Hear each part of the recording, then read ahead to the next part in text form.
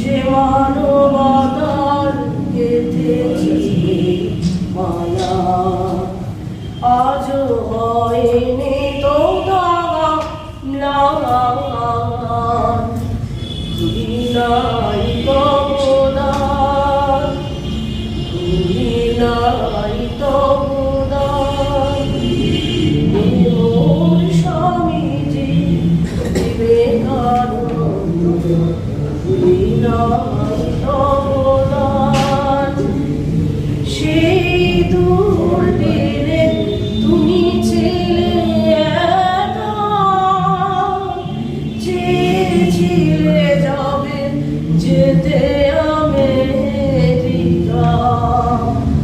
সেই দূর দিনে তুমি ছিলে একা, চেয়েছিলে যাবে যেতে আমেরিকা। দাক্ষিণাত্য পাঠালো তোমারে, গাহিব জয় গান। সুখের পাখিটা জীবনে উড়ে এসেছিল মগডালে, মনটা উথাল পাথাল ছিল না তালে গোলে। হাসলুহানা ফুটেছিল জীবনের বাগানে, গন্ধ ছড়িয়েছিল সংসার উঠোনে। মঞ্চে ছিল সুখযাত্রা, উপভোগে সঠিক মাত্রা। হঠাৎ নুয়ে পড়া হাসলুহানা ছেঁটে দিল সুখের টানা। কোথায় গেল সেই সুখের উড়ান, স্মৃতি বেদনার হলো প্রমাণ। নমস্কার, সবাই ভালো থাকবেন। চলছে। যাই হোক, বিবেকানন্দ কিন্তু আমাদের ভারতবর্ষকে সারা পৃথিবীতে সবার উপরে স্থান দিয়েছে। এটা কিন্তু ধ্রুব সত্য, এর মধ্যে কোনো মিথ্যা নাই। ভারতবর্ষকে পৃথিবীর 1 নম্বর জায়গায়, ভারতবর্ষকে কেউ চিনত না। শিকাগো ধর্ম সভার পর সারা পৃথিবীর লোক, সমস্ত পৃথিবী জানতে পারলো যে ভারতবর্ষে একটা দেশ আছে, সেখানে একটা সংস্কৃতি আছে, তার মধ্যে একটা ভালোবাসা আছে, এবং সমস্ত দেশ, সমস্ত রাজ্য, নানা ভাষা, নানা জাতি, কিন্তু সব এক। সেটা কোথায় বেশি দেখা যায়? সবচেয়ে ভালো প্রমাণ হয় যুদ্ধক্ষেত্রে। যুদ্ধে যখন ব্যাটালিয়নের সৈন্য লড়াই করছে, কেউ জানে না কে মুসলমান, কে হিন্দু, কে গুজরাটি, সবাই ভারতীয়। আমরা সবাই ভারতীয়, এই জিনিস উনি আমাদের সারা পৃথিবীতে জানিয়ে দিয়েছেন। তোমার জীবন তোমার ভোগ সুখের জন্য নয়, জগন্মাতার জন্য তোমার জীবন বলি প্রদত্ত। এ কথা তিনি শুধু বলেননি, তিনি অক্ষরে অক্ষরে তার জীবনে পালন করেছিলেন। সমাধি সুখ যাকে বলে, সেই সমাধি সুখ আস্বাদন করার যে সময় তার ছিল না। তিনি যখন প্রথমবার নির্বিকল্প সমাধিতে গেলেন, তারপর যখন সেখান থেকে তিনি উঠে এলেন, স্বামী রামকৃষ্ণদেব তাকে ডেকে পাঠালেন এবং তাকে বলেছিলেন, যা চাইছিলি তাকে তুই পেলি, এখন কিন্তু তোর ওই দরজা বন্ধ রইল বাবু তোর জন্য। তুই মায়ের কাজ করবি আর মা ওই চাবি কাঠি খুলে দেবে। সত্যিই তাই। চলে আসছি কবিতায়। কবিতার নাম হে বীর সন্ন্যাসী। হে বীর সন্ন্যাসী, তোমার গেরুয়া মূর্ছনায় আজ ভারতবর্ষ উদ্ভাসিত প্রাচ্য থেকে পাশ্চাত্যে। তোমার ত্যাগের আদর্শে রতি আজও তোমার শত সহস্র কোটি গেরুয়া সন্তান। জীবে প্রেম করে যেই জন, সেই জন সেবিছে ঈশ্বর। প্রতিটি রামকৃষ্ণ মঠ ও মিশন, সাধন ভজন কিছু না বুঝেও বেদনাতীত হয়ে তুমি ছুটে বেরিয়েছো দূর থেকে দূরতম প্রান্তে। অবনত, দলিত, দুঃখী, যারা পীড়িত, তাদের সকলের কষ্ট ছিল তোমার সারাটা হৃদয় জুড়ে। মানুষের দুঃখ মোচনের জন্য তুমি চাওনি নিজের তুচ্ছ মুক্তি। অঙ্গীকার করে গেছো যুগে যুগে বারে বারে তুমি জন্মাবে তাদের সেবায়। ভারত গড়াই ছিল তোমার দিবা স্বপ্ন, আর তার সমস্ত দুঃখ ছিল তোমার রাতের দুঃস্বপ্ন। তুমি দেশের কথা ভাবতে ভাবতে হয়ে উঠেছিলে ভারতের এক মূর্ত প্রতীক। হিন্দু ধর্মের আধ্যাত্মবাদ প্রচারে তুমি চেয়েছিলে অশরীরী বাণী হতে। তোমার চিন্তার বহমান স্রোতস্বিনী জল স্বচ্ছ, নির্মল, পবিত্র। আজকের যুব সমাজ সেই ধারা এসে আজকের যুব সমাজে আটকে গেছে চোরা স্রোতে। সমাজের মূল্যবোধের পাণ্ডুলিপি ভেসে যাচ্ছে এই অলকানন্দার জলে। হে গেরুয়া সন্ন্যাসী, আজ বড় প্রয়োজন তোমার ফিরে আসার। আমি এখন দাঁড়িয়ে গঙ্গার পূর্ব পারে, বিপরীতে তোমার ভাব স্বপ্নের দেশ বেলুর মঠ। পরন্ত সূর্যের আলোয় পাখিরা ফিরে গেছে নীরে। সন্ধ্যের অন্ধকার গুটি গুটি পায়ে এসে বসেছে দাওয়ায়। আকাশে বাতাসে ধ্বনিত হচ্ছে তোমার সেই প্রার্থনা সঙ্গীতের অমৃত সুর। করজোড়ে প্রণাম করি তোমায়। তবে একটা বড় জিজ্ঞাসা, এখনো সংশয়, তোমাকে প্রণাম করবার যোগ্যতা কি এখন আমরা অর্জন করতে পেরেছি? আমার সম্মুখে, আমার পশ্চাতে, আমার ডাইনে, আমার বাঁয়ে, আমার চতুর্দিক নিস্তরঙ্গ, নিরুত্তর। দীর্ঘ সময় অতিবাহিত, শুধু একটাই উত্তর, না, এখনো পারিনি। ধন্যবাদ, নমস্কার। কৃষ্ণ ছিলেন তার গুরু, যে গুরু তাকে শিখিয়েছিলেন মাটির প্রতিমা তার পুজো হয়, আর নিচে পড়ে থাকা পদার্থ জীবন্ত দেবতা, অর্থাৎ মানুষ দেবতায় তার পুজো হবে না। পরদিন দীনবন্ধ অত্যাচারিত সমাজবাদী তাই বিবেকানন্দের কাছে বিশেষ সাথে নেতাজি সুভাষের মতে স্বামী বিবেকানন্দের কাছে ধর্ম ছিল জাতীয়তাবাদের প্রেরণাস্থান। তিনি চেয়েছিলেন ভারতীয় যুব সমাজের মধ্যে ভারতবাসীর অতীত সম্পর্কে গর্ববোধ এবং ভবিষ্যৎ সম্পর্কে আশার মনোভাব সঞ্চারিত করতে, আর চেষ্টা করেছিলেন তাদের মধ্যে আত্মবিশ্বাস ও আত্মমর্যাদা বলতে জাগিয়ে তুলতে। জয় তরুণের জয়, আত্মাহুতির রক্ত কখনো আধারে পায় না রয়। তাপসের হার বজ্রের মতো বেজে ওঠে বারবার। নাহিরে বরণে বিনাশ, শ্মশানে নাহি তার সংহার। দেশে দেশে তার বিনা বাজে, বাজে কালে কালে। বর্তমান পত্রিকায় এই আমাদের সিদ্ধান্তই রয়েছে, সম্মাত্রানন্দ মহারাজ কিছুদিন আগে চার্লস টেগার্টের একটা বক্তব্যকে তুলে ধরেছিলেন। যেহেতু জাতীয়তাবাদ নিয়ে আমাকে বলতে হচ্ছে বিবেকানন্দের, চার্লস টেগার্ট কি লিখেছিলেন আমি একটু পড়ে শোনাই। Enough has perhaps been said to show how the main principles of Swamiji's teaching appeal to the revolutionary party of present day, and how they have been able to use his sayings and writings to sow the seeds of revolutionary energy in the mind of the Indian youth. 1897 সাল স্বামীজি ফিরে এলেন। ফিরে এসে কলম্বো থেকে যাত্রা শুরু হলো। স্যারকে আমি একদিন বলার সময় বলছি, কলম্বো টু আলগাড়া, লেকচার্স ফ্রম কলম্বো টু আলগাড়া, এর ভেতরে যে সমস্ত বক্তব্যগুলো ছিল সেগুলো কিভাবে বিপ্লবীদেরকে উদ্বুদ্ধ করেছিল সেইটা খুব সংক্ষেপে আমি বলি। বিপ্লবী হেমচন্দ্র ঘোষ ঢাকায় গেছেন। ঢাকায় যাওয়ার পরে স্বামীজির সাথে যখন তার দেখা হলো, যখন ফিরে এলেন, স্বামীজি ওনাকে বললেন যে কোনো ভাবেই হোক বিদেশিদেরকে আমাদের দেশ থেকে উৎখাত করতে হবে, বাই এনি মিনস। এই বাই এনি মিনস শব্দটা ভীষণভাবে গুরুত্বপূর্ণ। স্বামীজি নিজে সিস্টার নিবেদিতার জীবনীকার, যে ভদ্রলোক আমার এই মুহূর্তে নাম মনে পড়ছে না, তার মাধ্যমে বিদেশে যোগাযোগ করেছিলেন এবং সশস্ত্র বিপ্লবের জন্য অস্ত্র আমদানি করার জন্য অর্থ সংগ্রহ করেছিলেন। যেহেতু তার জাতীয়তাবাদ দিয়ে বলছি, তার অন্য কোনো কিছু নিয়ে নয়।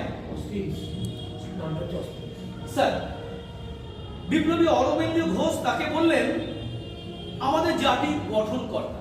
এবার নেতাজি প্রসঙ্গ তো একটু বলতে হয়। নেতাজি কি বলেছিলেন দেখুন। নেতাজি বলেছিলেন ওনার সম্পর্কে, ওনার একটা অসমাপ্ত আত্মজীবনী আছে, ভারতপথির যদি কখনো আপনারা উল্টে পাল্টে দেখেন, দেখবেন নেতাজির বক্তব্যটাই তুলে ধরছি। স্বামীজির বাণী ও রচনাবলী আমার চিন্তাধারার পরিবর্তন ঘটিয়েছে। গান্ধীজি বলেছিলেন তার রচনাবলী পাঠ করে মাতৃভূমির প্রতি আমার ভালোবাসা সহস্র গুণ বৃদ্ধি পেয়েছে। সন্ন্যাসী রাজা তিনি স্বদেশী আনার প্রথম পদক্ষেপ বলে আমি মনে করি।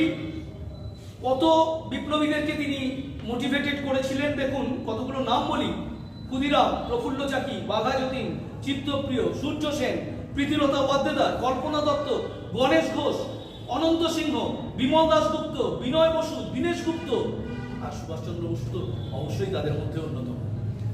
আসলে মাতৃ উপাসনার মুখাগ্নিতে প্রথম আত্মাহুতি হলেন স্বামী বিবেকানন্দ। এইটুকু বলে আমি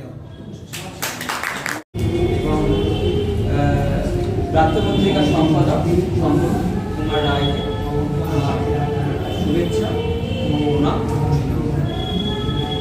আজকের যে বিষয়টা, আলোচনার বিষয়টা, সেটা হচ্ছে যে স্বামীজির স্বদেশ ভাবনা ও নেতাজির আধ্যাত্মিক চেতনা। আমরা যদি স্বাভাবিকভাবে বা মানে অ্যাপারেন্টলি যদি জিনিসটাকে দেখি, তাহলে দেখা যায় যে স্বামী বিবেকানন্দ একজন ধর্মীয় প্রচারক। ধর্মের দিকে তার কথাবার্তার চিন্তা, তার তিনি শিকাগো মহাসম্মেলনে বক্তৃতা রেখেছেন, সেখানেও ধর্ম। আবার নেতাজি সুভাষচন্দ্রকে বসে দেখি যে পরাধীন ভারতে দেশকে স্বাধীন করা, ইংরেজদের কবল থেকে দেশকে মুক্ত করা, এই দিকটা। কিন্তু এই আলোচনাটা একটু অন্যরকম। আমরা যদি স্বামী বিবেকানন্দ এবং নেতাজি সুভাষচন্দ্র বসুর জন্ম সময়টা যদি দেখি, তাহলে দেখবো যে দুটোই পরাধীন ভারত। তাহলে একটা জিনিস খুব মানে স্বাভাবিকভাবেই আসে, সেটা হচ্ছে পরাধীন ভারতকে ইংরেজদের কবল থেকে, ইংরেজদের শাসন থেকে আমাদের মুক্ত করতে এবং আমাদের আমরা যারা ভারতীয় বংশোদ্ভূত, তাদের কাছে আমাদের দেশকে ফিরিয়ে দিতে তারা দুজনে বদ্ধপরিকর। কার্ল মার্ক্সই বলুন, স্ট্যালিনই বলুন, নেতাজি বলুন, সবাই যারা মানুষের জন্য চিন্তা করেছে, তারা দেখেছে যে কোনো দেশের একটা আপামর জনসাধারণ যার প্রায় 80%ই খেতে পায় না, বস্ত্র পায় না, অন্নহীন, বস্ত্রহীন, গৃহহীন, তাদের যদি উন্নতি না করতে পারো সেই দেশ চাপবে না। কোনো দেশের প্রগতি আনতে হলে তাদেরকে আগে উন্নতি করতে হবে। নজরুলও বলে গেছে, নজরুল একটা কবিতার মধ্যে বলে গেছে যে তিনি রাত্রি মাতৃমন্ত্রী শান্তিরা সাবধান, যুগ যুগান্তে সঞ্চিত ব্যথা বসিয়াছে অভিযান, ফেনাইয়া উঠে বঞ্চিত বুকে পুঞ্জিত অভিমান, ইয়াদের পথে নিতে হবে, সাথে দিতে হবে কান্ডারি বসিয়া। প্রত্যেকটা মানুষই, কয়েকদিন আগে শশীপদ বন্দ্যোপাধ্যায় উনিও বলেছিলেন, বিভিন্ন জনসভায় বলতেন যে আগে হচ্ছে গরিব, এরাই হচ্ছে মানুষের ম্যাক্সিমাম, তাদেরকে যদি উন্নতি করতে পারো দেশে কটা আছে বড়লোক বা জমিদার কটা আছে, এরা হচ্ছে লক্ষ লোক, এদেরকে উন্নতি করতে হলে একটা দেশ হচ্ছে ইংরেজ। সুভাষ, তুমি সমগ্র বাঙালি বরেণ্য মাল্য হয়ে বেঁচে থাকো চিরদিন অনন্তকাল ধরে। রাজনীতির হট্টগোলে অট্টহাসি হাসছে ইতিহাস, কেউ তুই বোঝে কে কি খোঁজে কেন এ উপহাস। দেশের মানুষ খেলনার মানুষ, কাদের হাতে খেলনা, স্বার্থ পরম অর্থ যাদের, আর সকল খেলনা দুহাত ভরে দাও মিলিয়ে তোমার সকল ধন। রিক্ত নিঃস্ব সব মানুষেরই তোমার আপনজন। এই ভারতবর্ষই পান্থ পালয়ে রাজ্যে যার দুঃখে, তাদের প্রাণে আশা জাগাও, হাসি ফোটাও মুখে। সাহস যোগাও অভয় দিয়ে নিঃস্ব মানুষ মনে, বোঝাও তারা বঞ্চিত নয় বিধির মধুর টানে। দেশের প্রতি ভালোবাসা টানে ইংরেজের বিরুদ্ধে যুদ্ধে তিনি যান, দেশবন্ধু তাই তো তাকে নাম দিয়েছে ক্রাইস্ট ক্যাপ্টেন। বিবেকানন্দ ছিলেন বেদান্তের একমাত্র প্রতিনিধিত্ব করেছেন এবং তিনি ভারতবর্ষকে তুলে ধরেছিলেন, ভারতবর্ষের ধর্মকে তুলে ধরেছিলেন, বিভিন্ন জায়গায় তিনি ভারতবর্ষের বিভিন্ন ধর্মকে স্বীকার করেছিলেন। এইভাবে ভারত এগিয়ে গেছে এবং পরবর্তীকালে তিনি তার সেবার মাধ্যম থেকে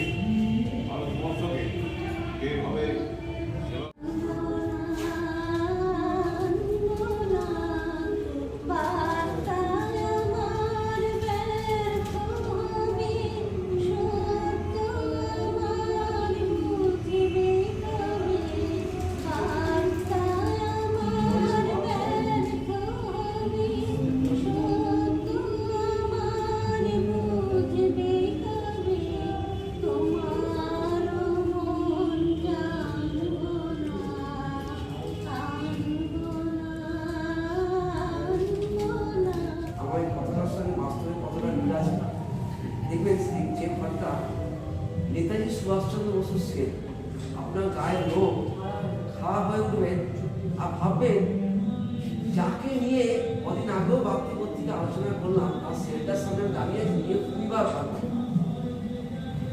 এবার ভাবার চেষ্টা করুন, পিছন দিকে এগিয়ে যান। আজকে 2025 ভাববেন না। ওই সেলটাতে রাত্রি 1:30 সময় আমরা একটা ঠান্ডার দিনে চারদিকটা না ঘেরা দিয়ে ভাবলো টাইট দিতে যাচ্ছি, একটু গিয়ে দেখে আসি তো নেতাজি সুভাষ কেমন ভয়, কেমন ঠান্ডায় কাঁপছে। আপনার শুনলে অবাক হয়ে যাবেন।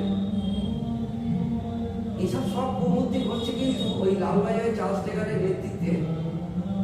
সেখানে পুলিশ গিয়ে তার সেলে উঠে গিয়ে দেখছেন সে আলিপুর সেন্ট্রাল জেলে যে একটা আলিপুর জজ কোর্টে আবেদন করেছিল।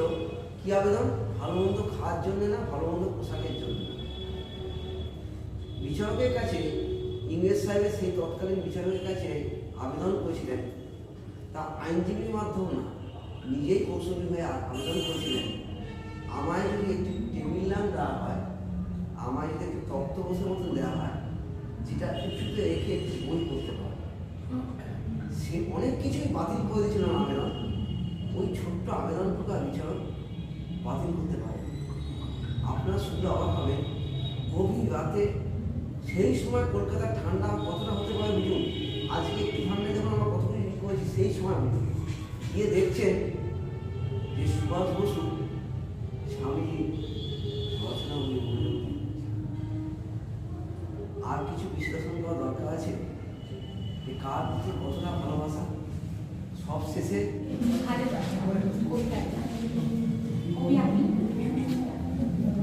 ভালোবাসা মানে ভালো রাখা আর ভালো থাকা। ভালোবাসি যাকে, ভালো রাখি তাকে। ভালোবাসা মানে আনন্দ। ভালোবাসা মানে 7 রাজার খনি। ভালোবাসা যেন হীরের খনি, ভালোবাসা যেন খনির খনি। ভালোবাসা মানে ভালোবাসা অন্য মনে নিজের বাসা। যে বসতি চায় চিরকাল থাকি, ভালো বেশি বেশি শুধু ভালো থাকি। ভালোবাসা যেন স্নিগ্ধতা, জ্যোৎস্না রাতে মুগ্ধতা। ভালোবাসা যেন গ্রাহ্যতা, ভালোবাসা যেন সুস্থতা। ভালোবাসা মানে ভালো রাখা আর ভালো থাকা। ভালোবাসি যারে, ভালো রাখি এই সামনে দিয়ে একটু মুখটা দেখা। যুব নেতা, এই যুব নায়ক স্বামী বিবেকানন্দ এবং নেতাজি সুভাষচন্দ্র বসু। দেখুন, তার মাঝখানে কিন্তু রবীন্দ্রনাথ আছেন। রবীন্দ্রনাথ বললেন যে আমার হলো শুরু, তোমার হলো সারা। বিষয়টা এমন জায়গায় এলো, দেখুন 1863 খ্রিস্টাব্দে 12ই জানুয়ারি স্বামী বিবেকানন্দ সিমলাতে জন্মগ্রহণ করেন। তারা বাল্যকালের নাম ছিল বীরেশ্বর, বীরে বলে ডাকতো তাকে সবাই। তারপর হলেন স্কুলে যখন ভর্তি হলেন তখন তার নাম দেওয়া হলো নরেন্দ্রনাথ, এবং পরের পরবর্তীকালে তিনি হলেন স্বামী বিবেকানন্দ।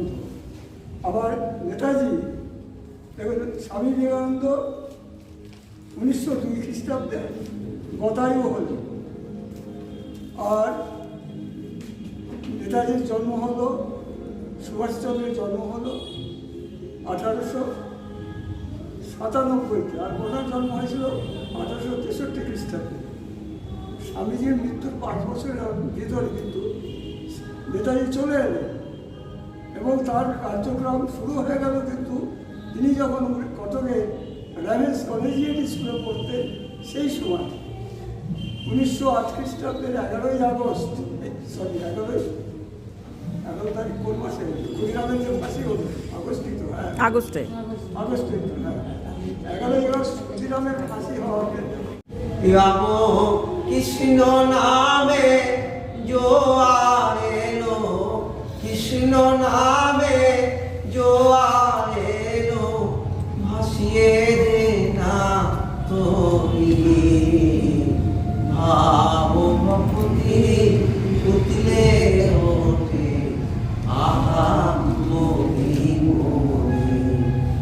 তুমি ভয় পেও না মাঝ দমিয়ায় যদি ঝড় ঠাকুর গো ও ও তুমি ভয় পেও না মাঝ দমিয়ায়